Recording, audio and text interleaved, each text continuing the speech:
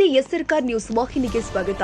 ನಗರದ ಈ ವರ್ಷದ ಗಣೇಶ ವಿಸರ್ಜನೆಯು ಒಂದು ದಿನದಲ್ಲಿ ಮುಗಿಯುವ ಗಣೇಶ ವಿಸರ್ಜನೆ ನಿರಂತರವಾಗಿ 3 ದಿನ ನಡೆದಿದ್ದು, ಇದರಿಂದ ಸಾರ್ವಜನಿಕರಿಗೆ, ಶಾಲಾ ಮಕ್ಕಳಿಗೆ, ವ್ಯಾಪಾರಸ್ಥರಿಗೆ ಸಮಸ್ಯೆ ಉಂಟಾಗಿದ್ದು, ಮುಖ್ಯವಾಗಿ ಶಹಾಪುರದಿಂದ ಕಪಿಲೇಶ್ವರ ದೇವಸ್ಥಾನದ ರಸ್ತೆಯ ತರಕಾರಿ ಹಣ್ಣು ಮಾರಾಟ ಮಾಡುವ ಬೀದಿ ವ್ಯಾಪಾರಸ್ಥರಿಗೆ ತುಂಬಾ ಕಷ್ಟ, ಆರ್ಥಿಕ ಸಮಸ್ಯೆ ಉಂಟಾಗಿದ್ದು, ತಮ್ಮ ನೋವನ್ನ ಬೀದಿ ವ್ಯಾಪಾರಸ್ಥರು ಜಯ ಕರ್ನಾಟಕ ಸೇನೆಯ ಜಿಲ್ಲಾಧ್ಯಕ್ಷರು ಆಗಿರುವಂತಹ ಶ್ರೀ ಸಂಜಯ್ ರಜಪೂತ್ ಹಾಗೂ ಸಂಘದ ಸದಸ್ಯರ ಮುಂದೆ ತಮಗೆ ಆದ ಸಮಸ್ಯೆ ಬಗ್ಗೆ ತೋಡಿಕೊಂಡಿದ್ದಾರೆ.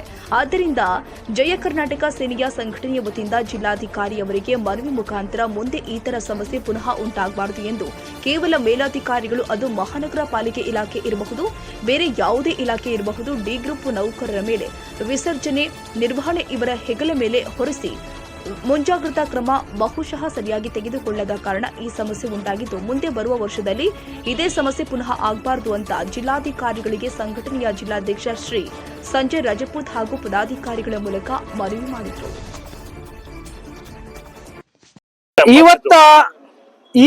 ಇವತ್ತು ಈ ಪರಿಸ್ಥಿತಿಯಲ್ಲಿ ನೋಡಕ್ ಹೋದ್ರೆ 420 ಮಂಡಲಗಳಾಗಿದೆ. ಸೊ ಪ್ರತಿ ವರ್ಷ 2-3 ಮಂಡಲ್ ಹೆಚ್ಚಾಗ ಕಾರಣ ಗಣಪತಿ ವಿಸರ್ಜನೆ ಮಾಡ್ಲಿಕ್ಕೆ ಅಲ್ಲಿ ಅನುಕೂಲ ಆಗ್ತಾ ಇಲ್ಲ, ಸರಿಯಾಗಿ ರೀತಿ ವ್ಯವಸ್ಥೆ ಆಗ್ತಾ. ಪೊಲೀಸ್ ಪ್ರಶಾಸನ ಅವರು ಪಾಪ ಡ್ಯೂಟಿ ಮಾಡಿ ಹಗಲ್ ರಾತ್ರಿ ಡ್ಯೂಟಿ ಮಾಡ್ತಾರೆ, ಬೇರೆ ಊರಿಂದ ಬಂದಿರ್ತಾರೆ. ಅವ್ರು ಒಬ್ಬೊಬ್ರಿಗನ್ನ ಕಣ್ಣಾರೆ ನೋಡಿದೀನಿ, ಡ್ಯೂಟಿ ಮಾಡುವ ಹಿಂಗ್ ಆಗ್ತಾ ಇದ್ರೆ. ಆದ್ರೆ ಈ ಕೆಲವೊಂದು ಮಂಡಲ್ಗೆ ಅವ್ರಿಗೆ ಬುದ್ಧಿ ಬರ್ತಾ ಇಲ್ಲ, ಯಾಕಂತ ಗೊತ್ತಾ ಇಲ್ಲ. ಇವ್ರೇನ್ ರಾಜಕೀಯ ಮಾಡ್ತಾ ಇದಾರೋ ಅಥವಾ ಗಣಪತಿ ಹಿನ್ನೆಲೆ ಗಣಪತಿ ಹೆಸರಲ್ಲೇ ರಾಜಕೀಯ ಮಾಡ್ತಾ ಇದಾರೋ, ಏನ್ ಮಾಡ್ತಾ ಇದಾರೋ ಈರ್ಷ್ಯೆ ಭಾವನೆ, ಅದು ಬಿಡ್ಬಿಡ್ಬೇಕು. ಮಂಡಲದವರು, ಸಾರ್ವಜನಿಕರು ಸರಿಯಾದ ರೀತಿ 11ನೇ ದಿವಸ ಗಣಪತಿ ವಿಸರ್ಜನೆ ಆಗುತ್ತಿಲ್ಲ, ಅದೇ ಪದ್ಧತಿಯಲ್ಲಿ 11ನೇ ದಿವಸ ಬೆಳಿಗ್ಗೆ ಮುಂಚೆ ಬೆಳಿಗ್ಗೆ 12 ಗಂಟೆ ಮಟ್ಟ ನಡೀಲಿ. ಆದ್ರೆ 3 ದಿವಸ ಮಾಡಿ ದೇವರು ವಿಡಂಬನ ಮಾಡ್ತಾ ಇದಾರೆ. ಗಣಪತಿ ವಿಸರ್ಜನೆ ಸರಿಯಾಗಿ ಆಗ್ತಾ ಇಲ್ಲ. ಒಂದ್ ಮ್ಯಾಗ ಗಣಪತಿ ಆಗ್ತಾ ಇದ್ರೆ ಇನ್ನೊಂದ್ ಮ್ಯಾಗ ಗಣಪತಿ ಮ್ಯಾಗ ಏರಿ ಅದ್ರ ಮ್ಯಾಗ ಕಾಲಿಡ್ತಾ ಇದಾರೆ.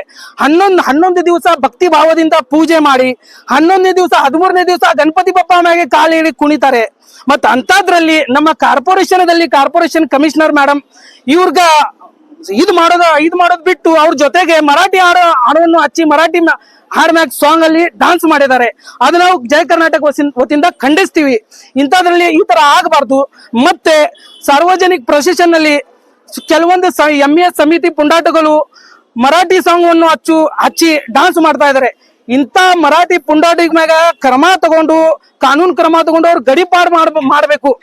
ಇವರ ಕನ್ನಡ ಮರಾಠಿ ಬಾಂಧವ್ಯವನ್ನು ಕೆಡಿಸೋ ಪರಿಸ್ಥಿತಿ ತಗೊಂಡ್ ಬರ್ತಾರೆ ಮುಂದೆ ದಿನಗಳಲ್ಲಿ.